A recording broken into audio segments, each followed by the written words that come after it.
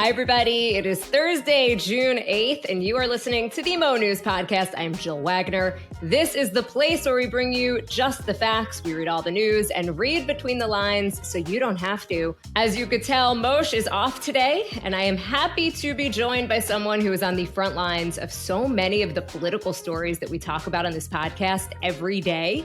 CBS News senior White House correspondent, Weijia Zhang. Hi, Weijia. Hi, Jill. As you know, I am a longtime listener, first-time caller, and I'm so excited to be here with you today. So this is a real treat for me. Thanks for having me.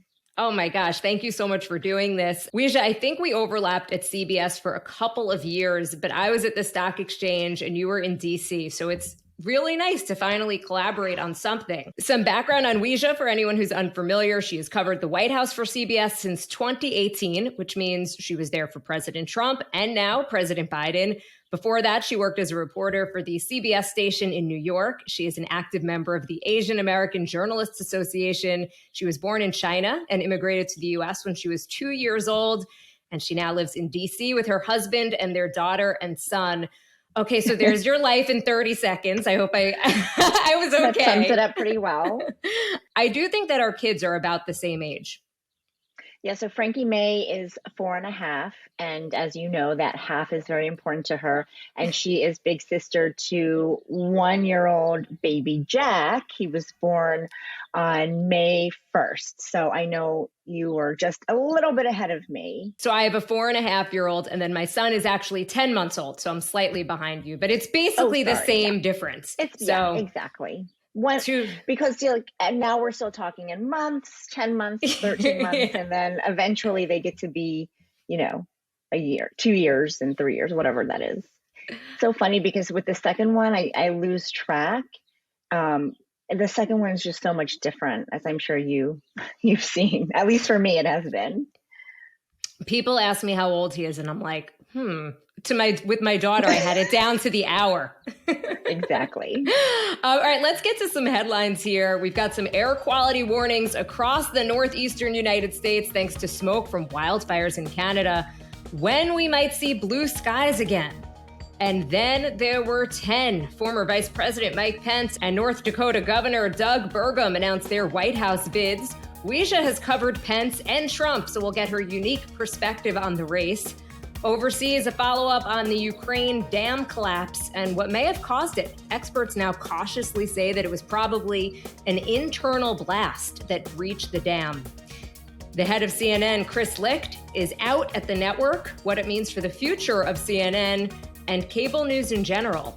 And on a lighter note, coffee with a splash of olive oil. Starbucks is doubling down on its controversial new coffee line. And I will have On This Day in History, or at least I will try to do On This Day in History. All right, now to our top story. More than 55 million people across the northeastern United States are facing another day of serious air pollution and hazy skies, courtesy of smoke from the Canadian wildfires. Most of New York State is under an air quality health advisory alert. At one point Wednesday, the FAA issued a ground stop at New York's LaGuardia Airport because of all of the smoke. Philadelphia was under a code red, which means vulnerable people are at risk. There are warnings as far south as Atlanta, and there are some forecasts that the DC area could be hit even worse than New York today. It is definitely a bit eerie here in New York at the moment. It smells like smoke or maybe a campfire, and not in a good way. New York's health commissioner is warning the elderly, pregnant women, anyone with health issues, and particularly children to stay inside. And if you have to go outside, to wear a high quality mask like an N95. Now, of course, there aren't really N95 masks for kids. Even indoors, experts are recommending an air purifier if you have one. New York City Mayor Eric Adams, he is keeping schools open, but without outdoor activities. In a press conference, he echoed what a lot of us are thinking. I went outdoors and basically said, what the hell is this? It was clear there was something different that was happening in the city. So at one point, the air quality index soared past 324. That is the worst since the EPA started to record air quality measures back in 1999. And that means that it could have widespread negative effects, even among healthy people. That reading is similar and even worse to what we have seen in some of the smoggiest cities in the world, like Jakarta or New Delhi. Rarely do we see those levels in the United States. Again, this is all thanks to hundreds of fires that are burning in eastern Canada. They've been burning for weeks. As of early Wednesday, Canadian officials said there were 400 fires and more than 240 that are considered out of control. On Tuesday, the smoke from those fires started to drift south over parts of the Northeast and the Midwest. The big question, how long is this going to last? The National Weather Service says that it could linger for a couple more days because that weather system that pushed it south is pretty stagnant. It's also possible that the weather system could push the air further west, perhaps to Pennsylvania and Ohio later this week. And we should note the fire season, unfortunately, just got started. So forecasters say even as the smoke clears, we'll likely see more of this off and on throughout the summer. Weijia, you're in D.C. Are you seeing any of the effects there yet? So I was on a plane this morning from Mexico City to DC, and after we touched down and I could see the horizon, I was pretty stunned because the skies are hazy. You could see it was definitely impacted. I turned on my phone, I got service, and I saw that, my daughter's school was sending out warnings not to go outside. It's pretty dystopian. And I think we are bracing for an even worse day, like you mentioned here in DC, similar to what you guys have experienced. So I think that we certainly are already seeing the effects here. And I know our friends out west are used to this, but this is pretty new for us here on the East Coast, at least something this drastic. Totally. At Mo News, we were hearing from a lot of people on the West Coast who said this is something that they've kind of just learned to live with. And I didn't want to sound too dramatic, but looking out my window today, it really did feel like the end of the world. It was just a very horrible feeling. It didn't take long for this to get political. Bernie Sanders tweeting, "Climate change makes wildfires more frequent and widespread. If we do nothing, this is our new reality. It's time to act." Is there any political reality where something gets done on climate change and the environment? So President Biden came in and made clear that, his climate agenda was going to be at the top of his priority. And so far, I think he's stuck to that. For example, when DC was hashing out that, debt ceiling budget deal to make sure that we could pay our bills on time, that the U.S. wouldn't default, there were provisions in there that were protected, provisions to make more electric vehicles and trucks more prevalent, things to tackle methane pollution. There were tax credits to go green, but there are a couple issues too in that bill specifically. For example, one deciding factor for when and how quickly the country will be able to shift to renewables is the expansion of electricity transmission, and the agreement didn't include that. Critics also point to the fact that as part of this budget deal, there was a fast-tracking move to make it easier for a controversial gas pipeline in West Virginia to be built. And so there's plenty of criticism from environmentalists that say the president gave too much. But overall, he is committed. I think he has made the point, though, from day one. That's what we're seeing, Senator Bernie Sanders echo, is that he can't do it alone. Congress has to pass these laws and they have to approve money because these things take resources. And so the president, I think, he's committed. He says he is on the international stage. When he goes to various summits, he promises allies that the U.S. is going to lead in this. But again, it takes time. It takes time for that money to funnel through. It takes time for charging stations to be built, as one example. But to your point, Jill, during the White House press briefing, the press secretary made very clear that, the White House believes this is just going to get worse over time and that they are really recommitting the climate change as one of the president's top priorities. Yeah, and a lot of environmental groups saying, unfortunately, that we're running out of time here. Sticking with politics, and then there were 10. Former Vice President Mike Pence officially joined the 2024 Republican presidential race on Wednesday. His 64th birthday, by the way, which makes him a relative youngin', as did North Dakota Governor Doug Burgum. So that brings us to 10 candidates on the GOP side, and it looks like, at least as of now, that the field is set. I want to start with Doug Burgum. He doesn't have quite the name recognition as the other candidates. He is the governor of North Dakota. Before that, a successful businessman. He led the company called Great Plains Software, which was later bought by Microsoft. He then founded a real estate development firm and a venture capital firm. He said he wants to run as an alternative to the extremism in the party and that the silent majorities are not represented well in politics. As governor, he has been socially conservative. He signed a near total ban on abortions. He wrote an op-ed in the Wall Street Journal this week outlining why he's running for president. If you are interested, I did link to that in our show notes. He says the economy and getting inflation under control are his top priorities. Now to Mike Pence. He is currently in Iowa, where he made his official announcement on Wednesday afternoon and then did a town hall with CNN last night. Pence wants to portray himself as a conservative on the economy and on social issues. He's been pretty popular among evangelical Christians who do show up for the caucuses. As for foreign policy, he is calling for more support for Ukraine, which is a bit different from some members of his party. And he went there when it comes to January 6th and President Trump. Take a listen. President Trump's words were reckless. They endangered my family and everyone at the Capitol. But the American people deserve to know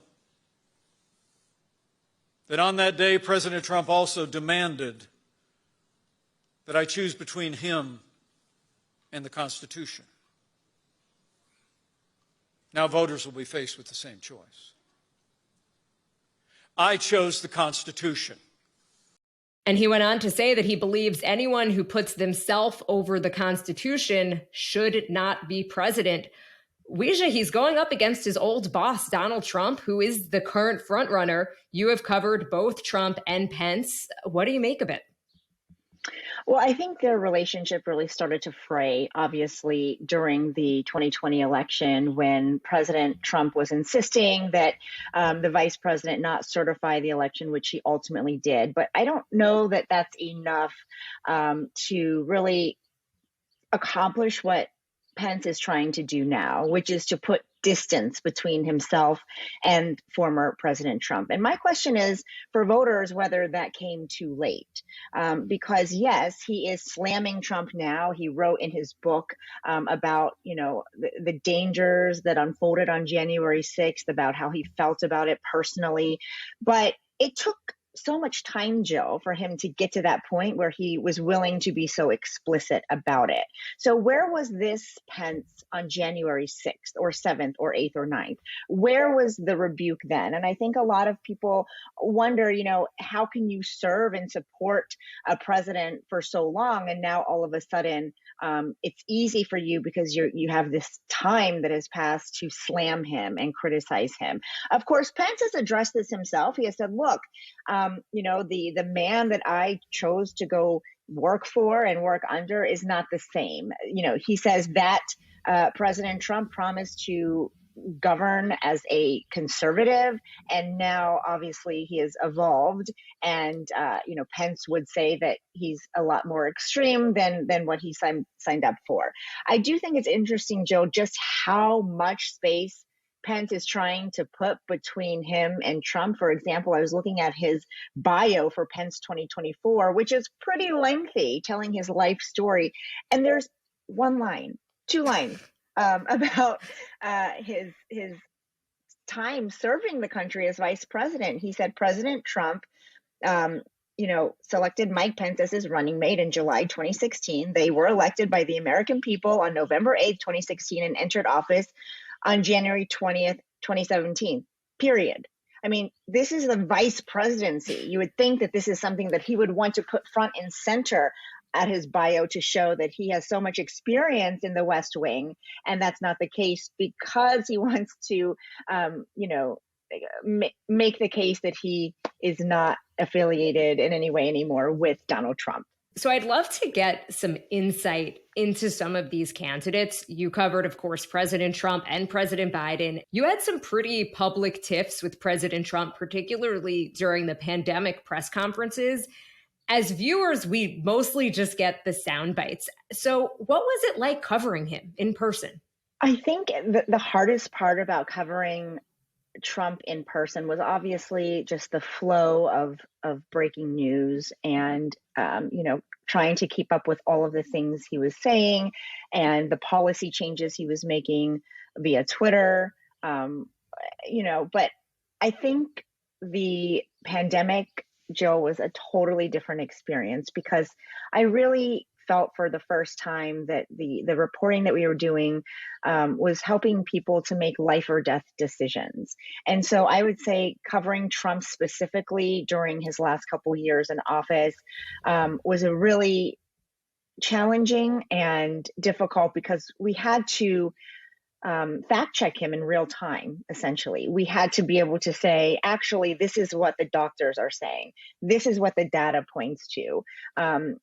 And this is what the facts are, to be able to call him out during these press conferences. So I think, we were constantly studying, constantly trying to make sure we had, all of his former quotes in front of us, all of what the doctors were saying. And so it was really stressful, honestly, because I would stay up at night wondering, like, what questions do I have to get answered tomorrow for my mom, for, moms out there who wonder what they should be doing with their children.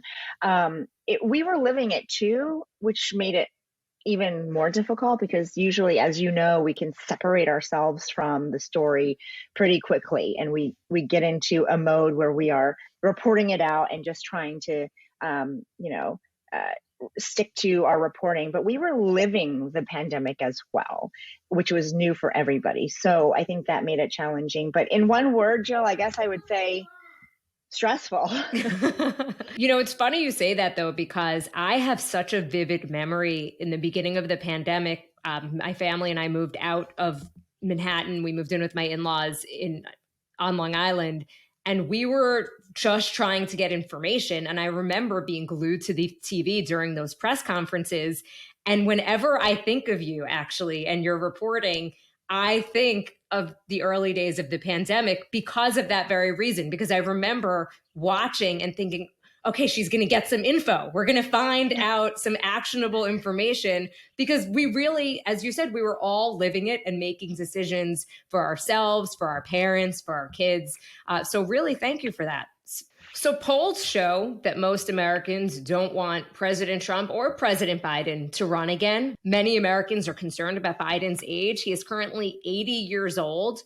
What is it like covering him? Covering President Biden is drastically different from covering President Trump in so many ways.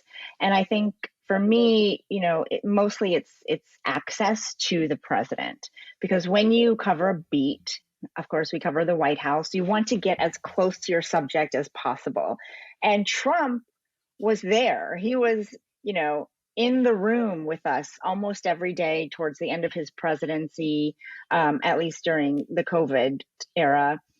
He was, talking to us outside when he was about to board on a chopper, sometimes for 1 hour.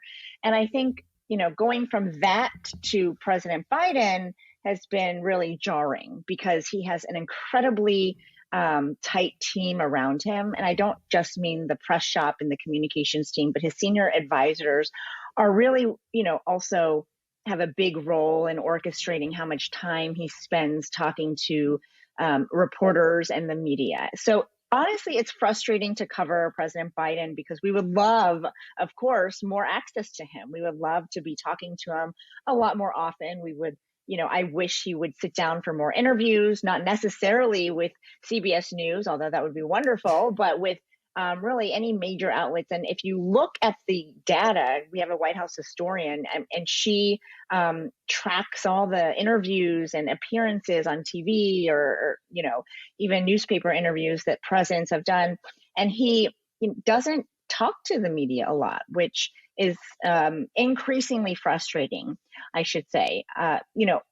Honestly, I think if it were up to him alone, Jill, I think President Biden really likes talking to reporters. He likes to engage. He likes to get his message across. And he can be feisty too. He pushes back if he thinks a question is unfair. And he can handle a room full of reporters. We just don't get to see that a lot because there's such a tight ship around him. Okay, time now for the speed read from the New York Times, a follow-up to the Ukraine dam collapse that we reported on yesterday. Experts say cautiously that an internal blast is probably what breached the Kakhovka Dam. A deliberate explosion inside of the dam on the front line of the war in Ukraine most likely caused it to collapse on Tuesday. That is according to engineers and munitions experts. They say that structural failure or an attack from outside of the dam were possible, but less likely. Ukrainian officials blamed Russia for the failure, noting that Moscow's military forces, which have repeatedly struck Ukrainian infrastructure since invading last year, control the dam along the Dnipro River. And that means that they were in a position to detonate explosives from within. Again, that is according to Ukraine. Russian officials, in turn, blaming Ukraine for it, but not elaborating on how that might have been done. It may be that at least one side here is telling the truth, but in the midst of a war zone, there is little prospect of an independent forensic investigation into the dam's destruction, which flooded a really wide area downstream. Meanwhile, President Zelensky is warning that hundreds of thousands of people do not have normal access to drinking water. And Weijia, it's only made this war more devastating and more expensive. Emotion, I always talk about how divided things are right now in DC. But we are starting to see some progressive Democrats and some conservative Republicans who agree on very little else, questioning how much military and financial support the U.S. is going to be giving to Ukraine. Does it seem like a real possibility that the U.S. could stop supporting them? Well, I don't think the lawmakers on those margins have the numbers to, decide whether or not Congress will stop funding Ukraine's efforts. I think, President Biden has made so clear from day one that the U.S. is essentially all in on this. Of course, it's not up to him because Congress has to approve the funds, but he can pick up the phone, he can lobby, he can make clear what his position is and get members on board with what he wants. And he has said from day one that the U.S. will be there. I've personally asked the White House and officials, what is the cap? How much is the U.S., willing to spend on this? Is there a red line? Are you going to hit a number and then say, sorry, that's all? And they have, not engaged on any kind of number. The president has been asked about this too. And he always says that, this is something you can't put a price tag on because it is democracy that we're talking about, and sending a message to autocrats that you can't bully other countries into submission. But you're right, Jill. I mean, the fact is we just saw what unfolded with the U.S. budget and with the debt deal and with the maneuvering and all the money pushing around that we had to do to protect U.S. interests and United States programs. So I think, as lawmakers start hearing from constituents, perhaps that's what's going to make a difference. If voters start calling the offices and start saying and asking questions about how long we are going to give funding to Ukraine. But right now, the White House's position hasn't changed, and that is that we'll continue to support Ukraine. Okay, now onto some media news from Semaphore. Chris Licht will be stepping down as the CEO and chairman of CNN. Amy Antilles, Virginia Mosley, and Eric Sherling are going to be acting as the network's interim leadership team. This is according to an email that David Zaslav, the CEO of Warner Brothers Discovery, sent to the newsroom on Wednesday. In the email obtained by Semaphore, Zaslav wrote that the job, quote, was never going to be easy and that Licht had poured his heart and soul into it, but that unfortunately things did not work out the way that we had hoped. As Moshe and I have talked about on the podcast before, a wide-ranging profile in The Atlantic titled Inside the Meltdown at CNN triggered the final crisis of confidence in Licht. Some analysis from Semaphore's Ben Smith. He writes, Licht's departure is on the surface a management debacle and a reminder that you can't run a television network if you can't keep your key asset, the high-profile on-air talent, happy. And now it's a hard management crisis to fix because Warner Discovery chief David Zaslav's been half running the place all along, and I am not sure who will want to half run it with him now. but it is also a strategic debacle in which cheap talk about shifting CNN from anti-Trump confrontation toward an imagined center simply didn't find an audience. And the most obvious explanation is the one that people in media have been saying so long that we've stopped believing it. Cable news is in a broad secular decline, and even the best managers and executives won't be able to reverse that. Smith writes, what replaces cable? Nothing in particular. And everything. A colleague recently pointed me to a remarkable statistic. The most popular podcast in America is, as you would expect, Joe Rogan's, but that popularity only gets him 5% of the fragmented market. And this is among people who have a favorite podcast. So, it's a bet in some ways, Weijia, that Moshe and I are making here at Mo News. But the truth is that there is probably room for all of us. You're at CBS, which reaches millions of people a day across various platforms. And in most cases, it is reporters like you at a lot of these legacy networks that are really breaking news. Well, I am biased, obviously, but I do agree with you that I think what we have to remember is that this is not necessarily a new conversation. When the internet arrived, everyone was talking about how it was going to destroy traditional platforms and broadcast news. When podcasts arrived, a similar worry happened. And I think that we have to remember that news consumers are always evolving too, and we have to meet them where they are. But to your point, one thing doesn't change, and that is that we need content. We need journalists. We need people to report stories out. We need people to be asking tough questions of those who are in power. And so I think the vehicle has shifted. We have our content on so many different platforms. We have podcasts, we have, a streaming service, we have broadcast. And I think it's just about meeting the consumers where they are, like I said, to make sure that we are evolving with them, and to recognize that people want different things.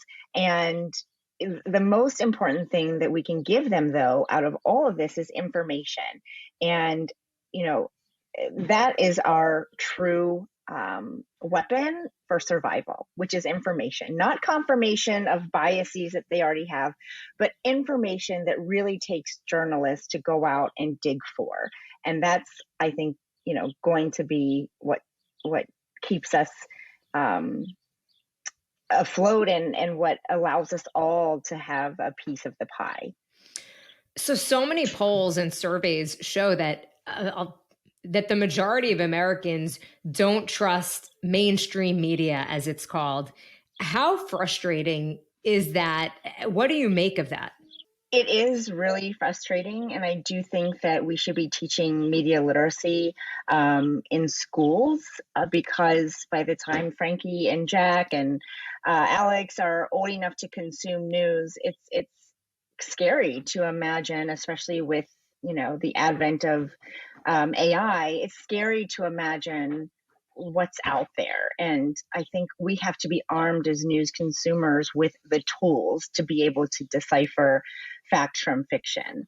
And you're right. I think that is a tool that people lack because we never really learned how to consume all of these things coming at us 24/7 on, various different platforms.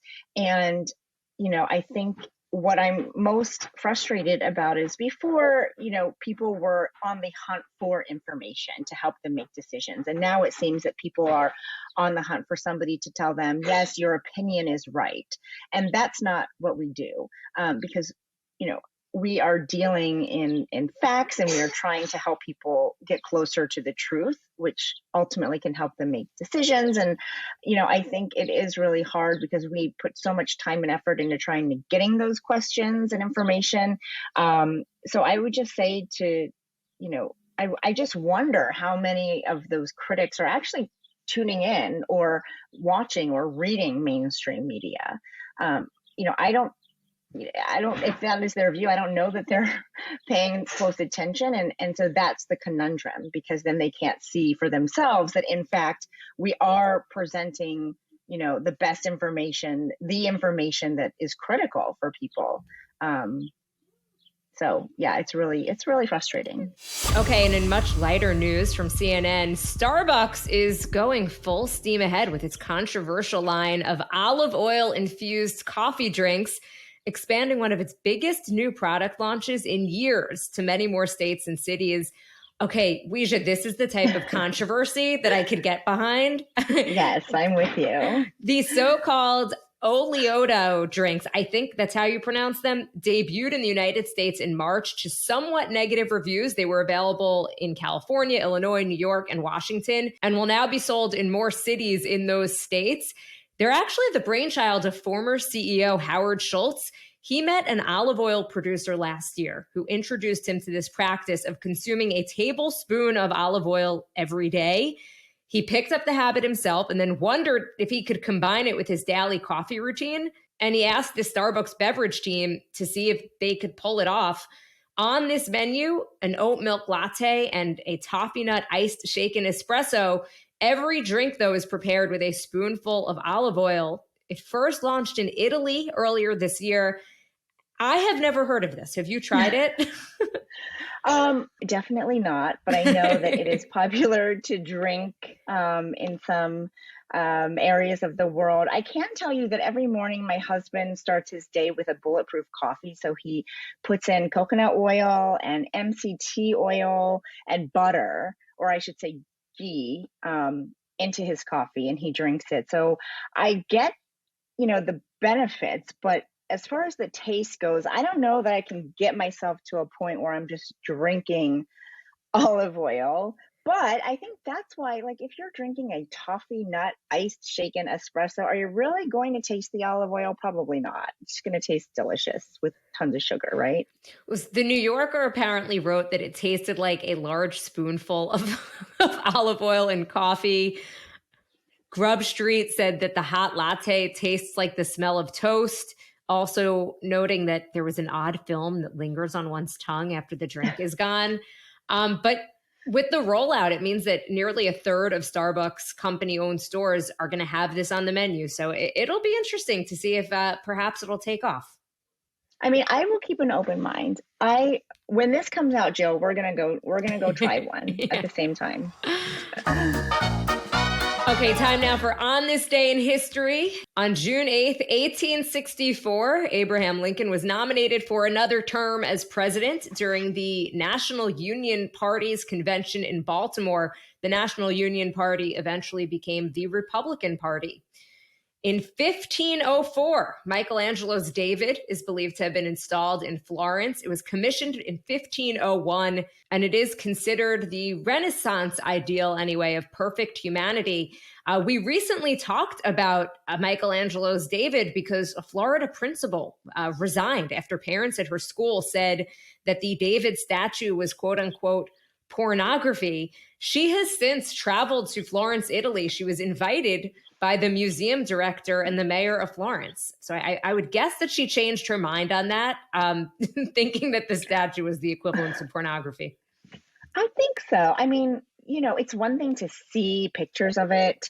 When you're standing in front of it and you realize how much effort and time and creativity went into this sculpture, it really is remarkable, and a little overwhelming, because you think, how could somebody create this beautiful piece of art? But that's just my personal experience. I don't know what she ended up thinking. On this day in 1949, George Orwell published 1984, his nightmarish description of a totalitarian society set in the year 1984. It is one of the best-known novels of all time, and it is also where we got the phrase, "Big Brother is watching you." Mm-hmm. I wonder what he would think about the year 2023. I mean, did you just see that crazy launch from Apple with the headset and the glasses, and just how far we've come with technology? I am curious about when we get to that point where we could just put on goggles and interact with, a screen over here, a screen over there, what that is going to do to what people already think about surveillance, and sort of, what is looking back at you, if you're willing to look into that. Or just the idea of being present, present with your kids. I try all the time to put my phone away, but if it's just as simple as goggles on your face, I can imagine it's going to be that much more difficult.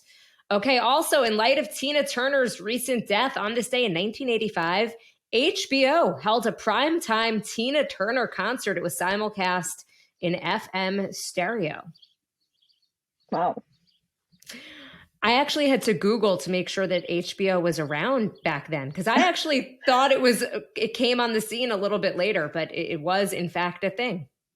But I think back then it was like, it was really expensive. I remember if we stayed at a hotel, one of the big draws would be like, we have free HBO, because it was not accessible to most people unless you were willing to pay for it. But yeah, I think maybe that's why, because it wasn't as common as it is now. All right, Weijia, thank you so much for coming on this podcast. Before we go, though, I just wanted to ask you a few more questions. First of all, what are you working on now?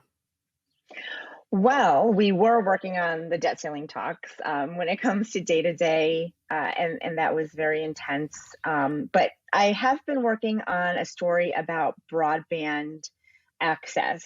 My family's from West Virginia. My parents don't have access to broadband Wi-Fi at their house. And, one of the big pieces of the Biden administration's infrastructure law was to basically get the country up and running, hopefully within 5 to 6 years, to have universal access to broadband. And so I wanted to do a story about it to sort of see what the challenges are, to talk to people who don't have access to it, to see how that impacts their life. And Jill, they really feel like they're getting left behind because there is this huge gap of those who have it and those who do not. And for all this talk about competing with China and other, huge economies, even the Commerce Secretary who we interviewed admitted that this is setting us back, because you can't really tap into the best talent and give them the resources that they need from a young age if they don't even have access to the internet. So I think it's a really interesting story. It's airing on CBS mornings on Thursday morning. Of course, it'll be available all day long. And I'm sorry for the plug, but I'm also not sorry. No, it's so incredibly important. And I think it's one of those stories that unfortunately a lot of journalists who are located on the coasts and in big cities don't necessarily realize is even a thing. Right, exactly. I think that there are millions, tens of millions of fellow Americans who don't have access to broadband. I think during COVID, we saw that because, a lot of children who had to Zoom, for example, or work online, they had to go to fast food restaurants and park in the parking lot just to have a hotspot. And we actually interviewed one woman who, just to send emails, we physically got in her truck and drove up the hill so she could find a hotspot so she could send work. And so you can see easily how this is setting people back. And I think you're right. We take for granted, because I get annoyed when I see the circle of death just for like 10 seconds. And I'm like, why aren't you loading yet? But the reality is some, people don't even have that luxury because they don't have access at all. All right. So we'll look for that later today. On a personal note, I'm just wondering, given all of your success and just having this front row seat to history, have you ever had a pinch me moment where you're just like, I cannot believe that this is my job or this is my life and that I get to witness this? It happens all the time still, even though I've been covering the White House for years now. I think, often I have a moment where I just think, is this really my life? I think the first time that I rode on Air Force One and I realized, this is the plane that transports the president, who is also on this plane. It was an out-of-body experience because I was born in China. I came to America, and now I can cover the president in this way. It really is, a dream, and it's really what makes this country so incredible. So I don't take it for granted. Something smaller where I'm just on this, in the South Lawn, which is the backyard of the White House, and watching the president and first lady, get on Marine One to go take a trip, having an opportunity to shout a question at him. All these moments I never take for granted, and the novelty has not worn off at all, and I don't think it ever will. That's awesome. I'm curious, do you have any advice for young people or anyone who's looking to get into this industry? So I started in local news. That would be my number one piece of advice, which is to start in local news. Because a lot of times, I've met so many younger journalists who say, well, I don't want to do that. I don't want to move to a small city in the middle of nowhere. I want to go right to New York or DC or LA, which is great. But why would you want to make your mistakes in those big cities where, the stakes are much higher? I think you really get so much more opportunities if you start small and work your way up and really get your hands dirty and, make mistakes so you can learn from them. And the second piece of advice is, I was raised thinking if you just do the work will speak for itself. And it took, until I was in this job probably to realize that's not true. I mean, nobody's going to look for your work. You have to be your own advocate. You have to make sure the right people who are making decisions are seeing your work. So don't let the work speak for itself. You have to speak for yourself. I think both of those are great pieces of advice. I'd moved out of New York for my first job on air to a small station in Michigan. And it was the best thing that I ever did professionally and even personally. I made so many good friends there.